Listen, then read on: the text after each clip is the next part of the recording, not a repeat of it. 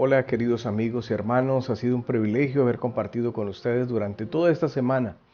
Hemos mirado, observado el tema de la esperanza en Jesús y cada una de las noches de la semana estuvimos analizando a Jesús en diferentes perspectivas, pero siempre Él es la esperanza.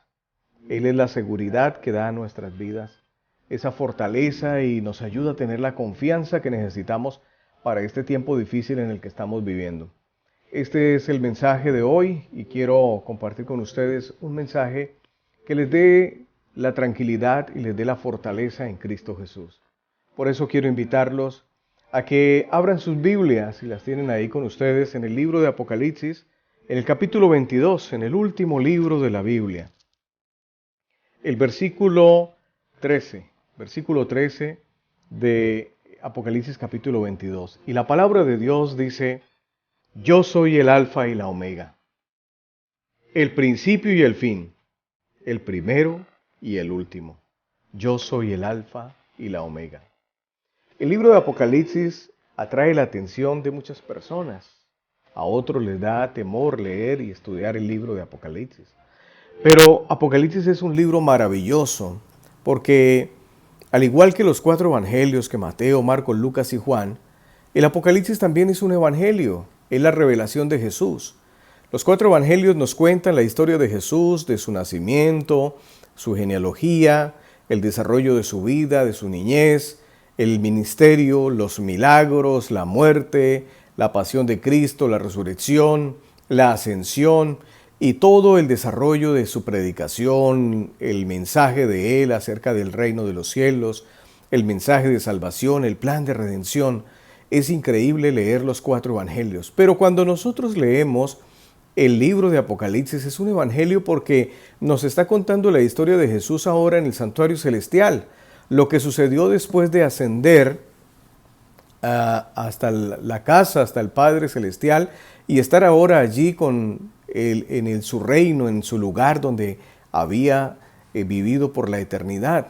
Ahora desde allí Él llama a su apóstol amado, a Juan, y en la isla donde Juan está, le da esta revelación, le da este mensaje y le muestra a Jesús en el santuario celestial. Así que cuando usted lea el libro de Apocalipsis, entienda que es la revelación de Jesucristo para nosotros en el tiempo del fin. Y el libro de Apocalipsis atrae la atención especialmente al contenido profético. En esas 2 grandes secciones que tiene el libro, la parte histórica profética y la parte que es de los eventos del último tiempo. Esa parte maravillosa de los eventos finales y finalmente de la segunda venida y de la vida eterna y de la eternidad. Su mensaje es enfático, el mensaje de Apocalipsis acerca del fin, del pecado, el triunfo, la victoria del bien sobre el mal a lo largo de los siglos. Es un argumento muy importante para mantener la esperanza en el corazón de quienes leemos la Biblia. Apocalipsis es ese libro como que nos da la seguridad que la victoria de Cristo está asegurada en todos nosotros. Algún día un hombre en su casa iba pasando por una de las habitaciones y vio a su hijo. Y el hijo estaba allí con un libro y estaba hojeando y estaba leyendo. Y de pronto escuchó que el niño decía: si tú supieras. Y el padre se sorprende y dice: mi hijo está hablando solo. ¿Con quién está hablando? Así que se acerca y le dice: hijo, ¿por qué estás diciendo eso? Si tú supieras, ¿a quién le estás hablando? Dice: papá, es que estoy leyendo este libro de historias. Y en este libro cuenta la historia de un hombre muy malo y de un hombre muy bueno. Y desde el inicio el hombre malo golpea al hombre bueno, le hace daño, y el hombre bueno sufre y sufre y sufre y sufre, y el hombre malo se aprovecha y saca ventaja.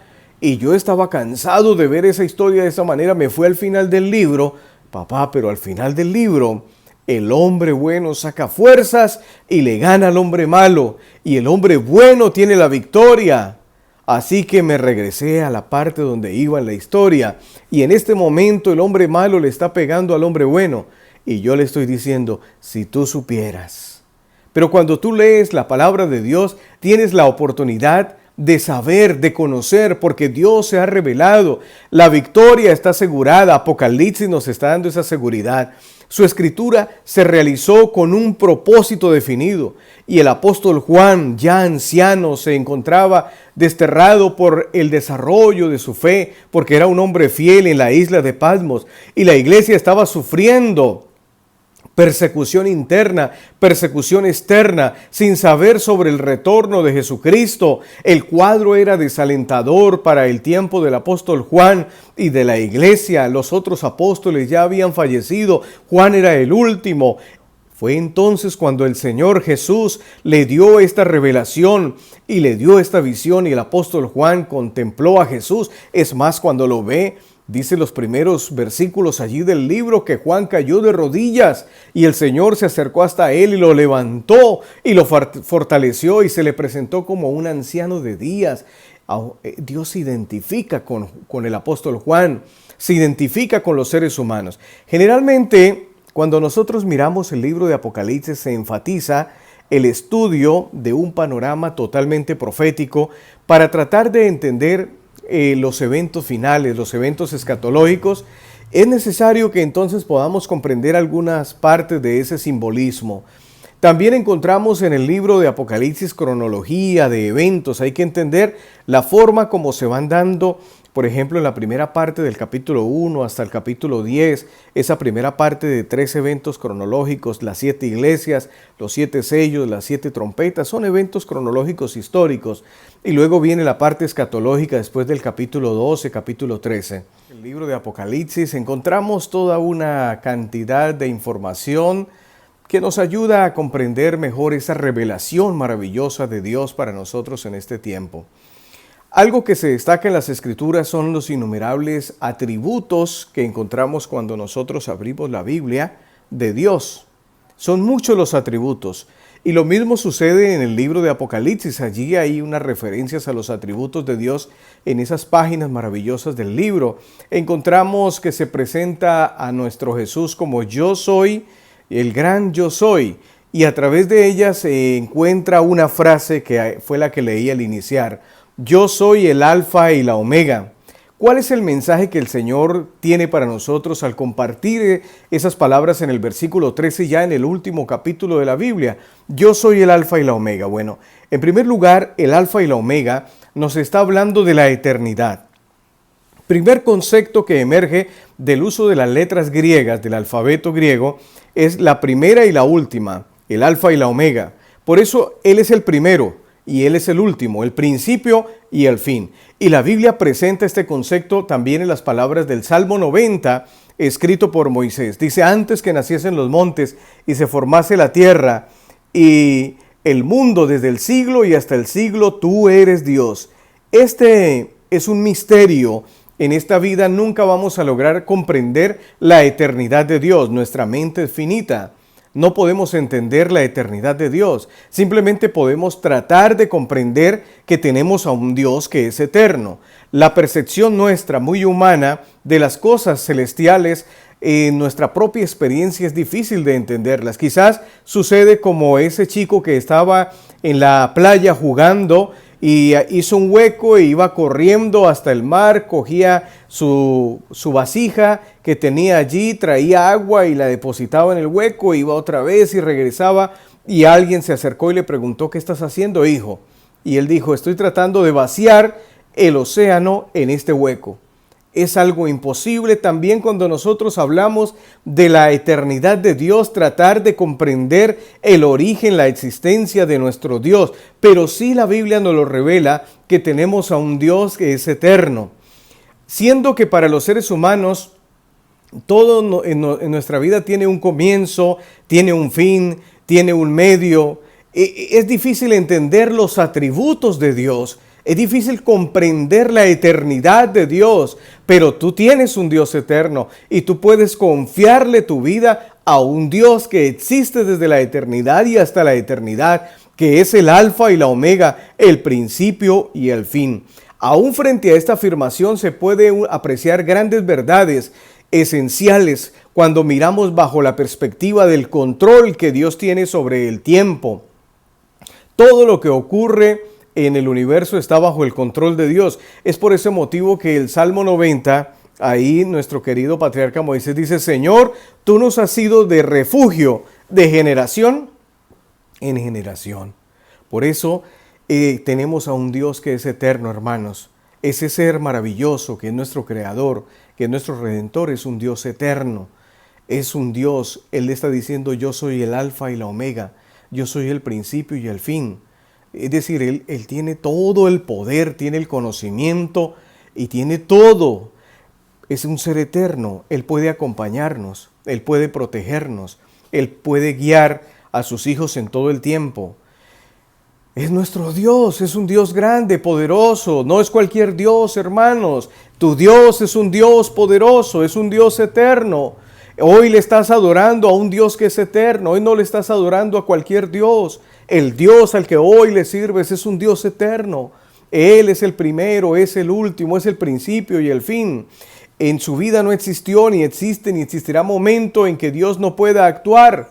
Dios puede actuar en nuestras vidas, puede actuar en cualquier instante de nuestra vida, en cualquier momento de nuestra vida. Dios tiene el poder para hacer lo primero y para hacer lo último. Ahora, la confianza que podemos tener en esa estabilidad eterna genera una seguridad necesaria para nosotros enfrentar los desafíos de la vida.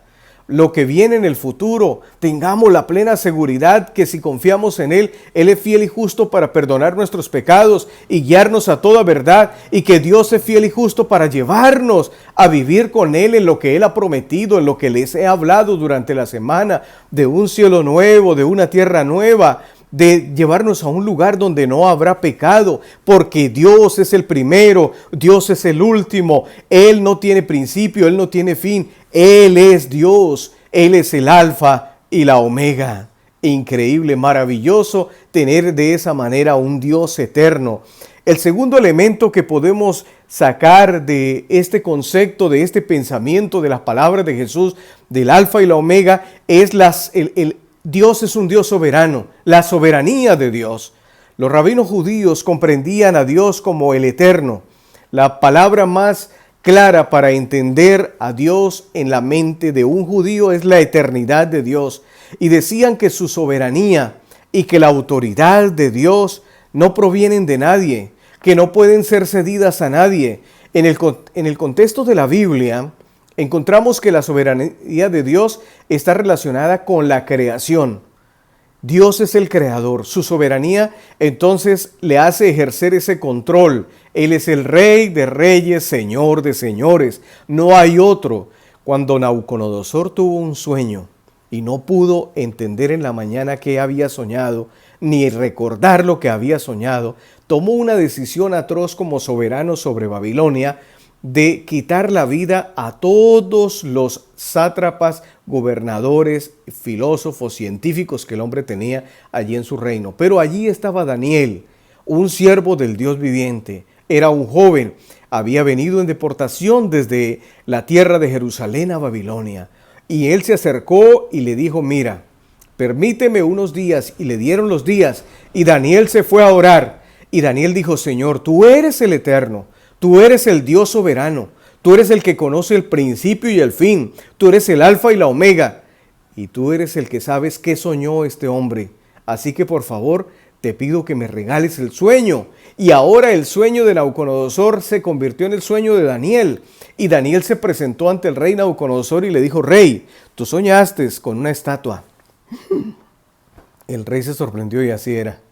La cabeza era de oro, los pechos eran de plata, el vientre y parte de los muslos eran de bronce, las piernas eran de hierro y los pies eran parte de hierro y parte de barro. Pero tú estabas mirando la estatua cuando de pronto apareció una piedra que no fue tirada con mano humana, es decir, que venía de afuera, y la piedra golpeó a la estatua en la parte más débil, que eran los pies. Y al golpearla, toda la estatua se derrumbó y se hizo una gran llanura. Y entonces se estableció un reino eterno. Ahí se muestra la soberanía de Dios. Esa estatua está representando los 4 poderes que gobernarían al mundo hasta el tiempo del fin. Babilonia, los medos y los persas, los griegos y el imperio de Roma, que luego se divide en los pies y una parte es fuerte y otra parte es débil. Y allí, bueno, viene una interpretación de Apocalipsis 13, de Daniel 7, donde se unen todos estos elementos a este imperio. Pero allí se está mostrando en el quinto imperio, que es el reino de Dios, el reino de los cielos, el establecimiento de la soberanía de Dios. Así que cuando nosotros entendemos y llegamos a la conclusión de la soberanía de Dios sobre nuestra vida especialmente, entendemos que Él es el soberano de nuestra vida, entendemos que Él es el Dios de nuestra vida, entendemos entonces que nosotros simplemente en esta tierra somos mayordomos, que lo que Dios nos ha dejado es para que nosotros lo administremos. El tiempo tenemos que administrarlo, la salud tenemos que administrarla, los dones tenemos que administrarlos, la riqueza, el dinero, tenemos que administrarlo. Dios lo da todo, Dios nos da el tiempo. Si Dios no quisiera en este instante, usted y yo dejaríamos de existir. Pero el tiempo nos lo da Dios para que lo administremos. Dios nos da los recursos para que lo administremos. Dios nos da las fuerzas para ir y trabajar y ganamos un dinero, un sustento, pero usted y yo administramos. Y Dios dice, devuélvame la parte que es mía, que es la 10ª parte. Y nosotros debemos hacerlo porque somos simplemente administradores de un Dios que es soberano. Así que cuando Apocalipsis capítulo 22 versículo 13 dice, yo soy el alfa y la omega, está diciendo yo soy el Dios soberano, yo soy el Dios que está sobre tu vida. Cuando usted acepta al Señor Jesús como el Dios de su vida, usted está diciendo, Señor, tú eres el soberano sobre mi vida. Tú eres el rey sobre mi vida y a partir de ese momento entablas una relación de salvación y de santificación constante con ese Dios maravilloso a través del Espíritu Santo. Empiezas a vivir una experiencia de crecimiento, empiezas a rendir la voluntad a la voluntad de Dios, el hombre experimenta una dinámica existencial, creciendo en la gracia y creciendo en el conocimiento de Jesucristo, ahora se convierte en un heredero y en un miembro del reino de los cielos. Y eso es lo que Dios quiere, que tú seas un heredero del reino de los cielos. Dios quiere que tú participes en su gobierno. Dios te invita. Dios no te invita solamente a que vayas y lo conozcas. Dios nos está invitando a todos a ser parte del gobierno de la eternidad, a tener un lugar en ese lugar maravilloso de la eternidad. La mente es transformada. Dios quiere transformar nuestras mentes porque el pecado ha destruido nuestra vida y destruye nuestra mente, destruye nuestra naturaleza, destruye nuestra dignidad, crea una cantidad de problemas en los seres humanos. Ahora nosotros somos rebeldes, somos envidiosos, egoístas, amamos más las cosas del mundo que a Dios, pero nos encontramos con el Señor. Y el Señor ahora viene y empieza a transformar nuestra vida. Y Dios quiere transformar tu hogar. Un quiere transformarte como esposo. Dios quiere transformarte como esposa. Dios quiere bendecir a tus hijos. Y Dios desea ahora entrar en un contexto completo en nuestra vida. Y empieza a reformar nuestra conducta. Y las consecuencias de estos cambios se reflejan positivamente sobre sí mismos como también sobre los que nos rodean. El Señor empieza a hacer milagros. Así que cuando tú aceptas la soberanía, está indicando el camino por el cual tú puedes ser verdaderamente feliz en esta tierra y ser feliz en el reino de los cielos, en la vida futura. Yo te invito para que tú seas parte del reino de los cielos desde ahora. No esperes, no tienes que esperar 30 años, 20 años o que Cristo aparezca en la nube de los cielos. Desde ahora tú puedes empezar a disfrutar y a participar del reino de los cielos. Dios quiere ser tu soberano. Oye, qué privilegio. Dios es el Dios de mi vida y todo lo que tengo lo comparto con Dios. Dios está interesado en mi ser, está interesado en mi familia, está interesado en mis amigos. Así que Dios está interesado en tu salvación. Un tercer elemento de Apocalipsis 22:13, yo soy el alfa y la omega, tiene que ver con un Dios que es absoluto, no solamente un Dios eterno, no solamente un Dios soberano, sino un Dios absoluto. Y esa parte se refiere sobre todo a la totalidad de Dios, la totalidad. Dios quiere que nosotros entendamos que Él es un ser absoluto, es todo. Todo. Por eso el Señor dice, Jehová es mi pastor, dice el rey David en el Salmo 23, Jehová es mi pastor y nada me faltará, nada. Y en Juan 15, el Señor Jesús, cuando predica ese maravilloso sermón sobre la vid, dice: separados de mí, nada podéis hacer, nada. Usted puede ser médico, usted puede ser ingeniero, usted puede ser abogado, usted puede ser un trabajador, usted puede tener todo el dinero, pero separados de mí nada podéis hacer. Nada. Y ese nada se refiere a la eternidad, se refiere a la existencia de Dios en el cumplimiento de la eternidad. Porque ¿de qué te sirve ser un ingeniero si un día finalmente la memoria se te daña? Tu título queda guardado en algún archivo de tu familia, porque un día te mueres, te vuelves polvo, no vales nada. Y un día empiezas a oler a feo y ya nadie quiere estar contigo y finalmente te llega la muerte y ya no eres nada. Por eso el Señor está diciendo: separados de mí nada podéis hacer, porque ese nada es de la vida eterna. Pero el Señor Jesús nos está regalando en esa totalidad. El Señor nos está ofreciendo. Su autosuficiencia también puede ser ejemplificada en las palabras maravillosas de Éxodo capítulo 3, versículo 14, en la zarza ardiendo, cuando Dios se presenta a Moisés, nuestro querido Dios, y Moisés le pregunta: ¿y qué nombre le voy a decir al pueblo? Y dice: yo soy el que soy. Es decir, el Dios que nosotros seguimos no es cualquiera, es el único Dios, es el Dios verdadero, Dios que quiere ocupar el primer lugar en mi vida, es el Dios que quiere llenar mi corazón, es el Dios que quiere acompañarme, es el Dios que quiere bendecirme, es el Dios que quiere regalarme vida eterna. Ese es el Dios al que hoy adoramos, no es cualquier Dios. Y yo inicié estas conferencias hablando de algunos atributos de Dios y estoy terminando hablando de esos atributos en Apocalipsis 22:13, hablando de ese Dios que es el Alfa y la Omega. El Dios en quien confiamos es aquel en quien todas las cosas tienen su ser, sin falta alguna. Por esta razón el apóstol Pablo dice: porque de Él y por Él y para Él son todas las cosas, a Él sea la gloria por los siglos de los siglos. A Él sea la gloria. Hoy te alabamos, Señor Dios Todopoderoso, Creador del universo. A ti sea la honra y la gloria por los siglos de los siglos. Tú solamente eres Dios, no hay otro. ¿Y tú quieres ser el Dios soberano en nuestra vida? ¿Tú quieres ser el Dios creador en nuestra vida? ¿Tú quieres ser el Dios eterno en nuestra vida? ¿Y tú quieres tener esa totalidad en nuestra vida? Por eso, en el Efesios capítulo 4, versículo 6 dice: y un Dios Padre de todos, el cual es sobre todos, por todos y en todos. Para todos los hombres, Dios es la fuente de ese ser de donde todos comienzan y es la meta final, es el rumbo a la cual inevitablemente todos debemos ir. Sería imposible decir algo más magnífico en la relación a Dios.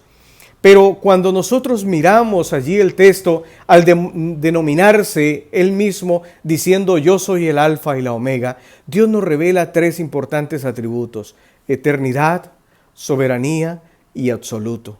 Ese es Dios. Es un Dios eterno, es un Dios soberano y es un Dios absoluto. Ese es el Dios que quiere estar en tu corazón. La mayor parte de las frustraciones de nosotros los seres humanos están relacionadas con la religión y se encuentran especialmente en el hecho de que las personas se niegan a entregarse a Dios. Las personas no quieren entregarle su vida a Dios. Las personas no quieren entregarle su corazón a Dios. Dios quiere tener el control absoluto del tiempo. Dios quiere tener el control absoluto de tu vida. Dios quiere tener el control de tus pensamientos, de todo. Pero ¿qué pierdes? Dime, ¿qué pierdes si Dios toma el control en tu vida? Dime, ¿qué pierdes? Haga un análisis en este momento. Piensa, ¿pierdes algo? Si Dios toma el control en tu vida, ¿qué estás perdiendo? No estás perdiendo nada. ¿Cuántas veces usted se vio en una situación como esta? Hoy el Señor, revelado en el Apocalipsis, está teniendo un mensaje especial para ti. Y déjeme decir que el Señor, el Eterno, quiere estar en tu vida. Entrégale el control de tu vida. Entrégale el control de tus pensamientos. Entrégale el control de tus sueños. Entrégale tu pasado, ese lago cenagoso del pasado, de dolor y de miseria. Entrégaselo a Él. Y Él dice que Él lo carga y lo lanza a lo profundo de la mar. Y si tus pecados fueren como la grana, como la nieve, serán emblanquecidos. El Señor toma el control de tu vida, te perdona, te limpia, te transforma, te da una herencia eterna. Dios quiere hacer todo con nosotros. Dios quiere compartir la eternidad con nosotros. Qué amor el de Dios por nosotros. Qué entrega el de Dios por nosotros. El Señor está diciendo, déjeme ser el absoluto en tu vida. El Señor está diciendo, déjeme ser el soberano en tu vida. El Señor está diciendo, déjeme tomar el control en tu vida. ¿Saben? En una oportunidad conocí a un hermano llamado Marcos y él tenía una huerta de tomate. Y el hermano Marcos tenía unas deudas y había sembrado esa huerta y tenía muchas esperanzas en esa huerta. Y una tarde él salió de la casita, la huerta estaba alrededor de la casa, y vio a la distancia que venía una tormenta terrible, con truenos, relámpagos, granizo. Y el hermano Marcos vio que se acercaba cada vez a su tomatera. El tomate ya estaba hermoso, grande, y esa granizada y esa tormenta le iba a dañar la cosecha. Así que el hermano Marcos tomó la decisión de creer en un Dios eterno, de creer en un Dios soberano y de creer en un Dios absoluto. Así que le dijo, Dios, toma el control. Y se arrodilló en medio de la tomatera y le dijo, Dios, a partir de este momento esta tomatera no es 90-10, 90 para mí, 10 para ti. A partir de este momento esta tomatera es 50-50. Lo que dé esta tomatera es 50-50. Así que toma el control, Señor, sobre la naturaleza. Nada sucede sin tu voluntad. El hermano hizo la oración, se levantó, se metió a su casa, una casita de zinc, eso sonaba con el granizo que caía, pero cuando pasó la tormenta y todo estuvo en calma, el hermano salió y alrededor de su casa estaba lleno de granizo, pero cuando entró a la tomatera, algo extraño, increíble y maravilloso sucedió, como si alguien hubiese abierto un paraguas grandísimo que cubría toda la tomatera. El granizo estaba alrededor de toda la tomatera, pero en la tomatera no había caído granizo. No había entrado el aire, no había entrado la lluvia, no habían entrado los rayos, no había dañado ninguna matica. Pero el milagro no terminó allí. Cuando llegó la hora de recoger, bueno, los vecinos se enteraron porque las cosechas tristemente de las otras personas se dañaron. Pero cuando ellos se enteraron, vinieron a decirle, Marcos, ¿y cómo es que tú aplicas? ¿Qué salmo es el que le aplicas a las cosechas? Y él dijo, yo no aplico salmos, yo lo que hago es orar, entregar mi vida a Dios, confiar en el Señor, creer en su poder, creer en su voluntad, creer en el milagro, porque cada día con Dios es un milagro. Cuando llegó el día de la cosecha, los vecinos vinieron y recogían tomate. Y cada vez salía más tomate y llenaban cajas y se llenó una camioneta, 2 camionetas, casi 3 camionetas y se fueron ahí a Centroabastos, en Abastos, en Bucaramanga. Y cuando llegaron esa madrugada, no había una sola caja de tomate allí. El único tomate en ese lugar era el tomate de Dios y de Marcos. De Dios y de Marcos. Porque tu vida tiene que ser de Dios y tuya, pero tiene que ser de Dios. Entonces, Marquito se levantó allí en una de las camionetas y tuvo la oportunidad de vender su tomate como en una subasta. Él me decía, pastor, si mi cosecha hubiese dado buena, hubiese recibido 2.400.000 pesos. Pero ¿saben?